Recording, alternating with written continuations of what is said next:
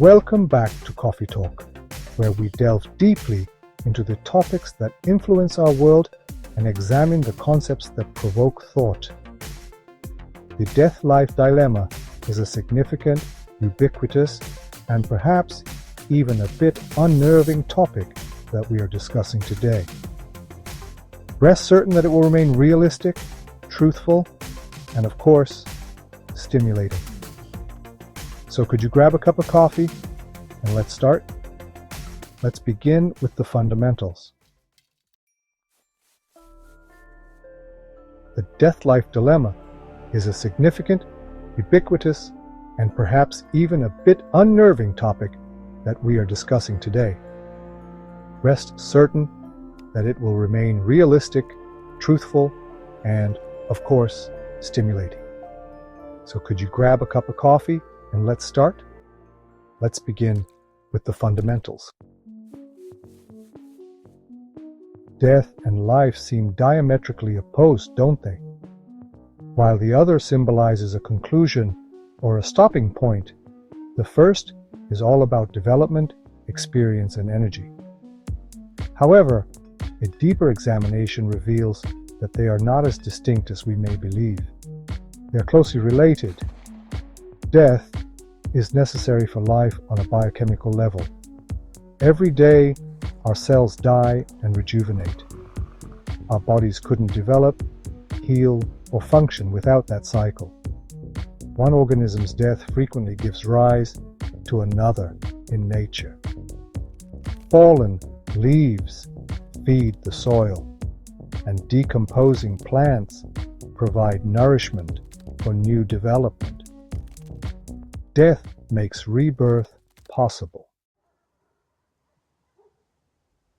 Philosophers have studied this relationship for centuries. Consider the Greeks of antiquity. Life and death are one, just as the river and the sea are one, Heraclitus famously remarked. It serves as a reminder that opposites frequently rely on one another to survive. Furthermore, contemporary philosophers like Heidegger contend that life has value only when one is conscious of death. We are inspired to concentrate on the important things when we are aware of how limited our time is. This conundrum has intriguing cultural interpretations.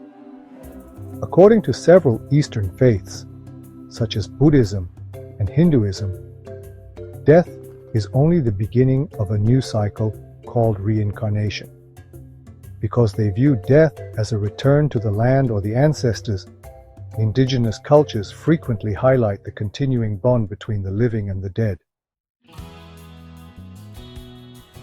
However, what personal implications does this paradox have for us? We constantly deal with our own tiny deaths in life, whether they be failures, losses, or the close of significant periods.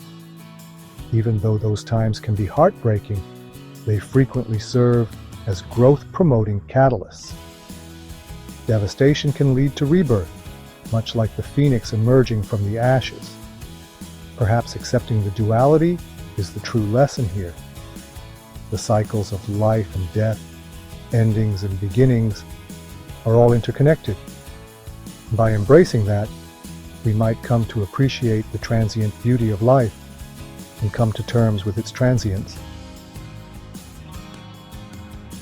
Okay, pals, I'll end by saying that the death-life dilemma is about living fully and truly, not merely about comprehending existence. Allow your understanding of life's cycles to motivate you to look for purpose in the here and now. Please give this video a thumbs up and leave your thoughts in the comments section below if this discussion strikes a chord with you. Let's continue the conversation. Additionally, if you're new here, click the subscribe button so you don't miss any of our in-depth discussions on important subjects. I appreciate you watching, and I hope to see you on Coffee Talk again soon.